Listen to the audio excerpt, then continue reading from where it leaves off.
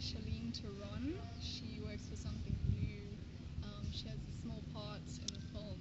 She's like a cougar, and she's very flirty. So she creates this nice little awkward scene with Ella and Louis. I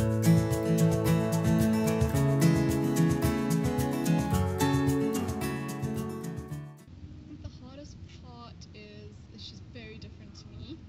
So she's like very flirtatious and out there, and she wants what she wants and that kind of thing. So it's very different from me. I'm very quiet. But it was fun to play. It's nice to do the opposite of how you are.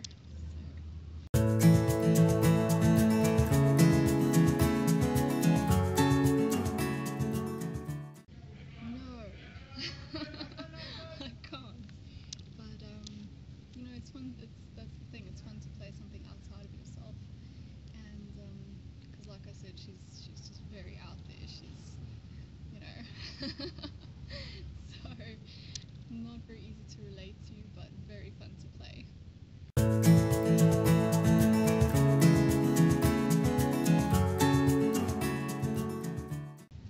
think it would be weddings, love, sad, and relationships.